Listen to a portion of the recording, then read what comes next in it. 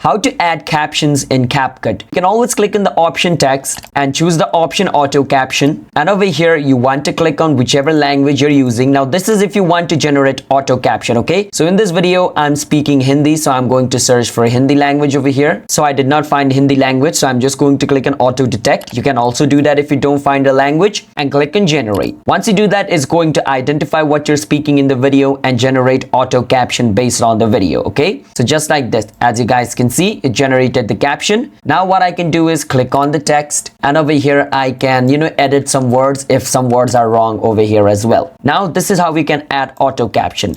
If you want to add caption yourself, you just need to click on text, click on add text, and click on this plus. This text will be added and you can start typing whatever you want like this, and you can go to another place and click on this plus again, add another text and type whatever you're speaking on the video like that. Hope you understand. Subscribe to our channel.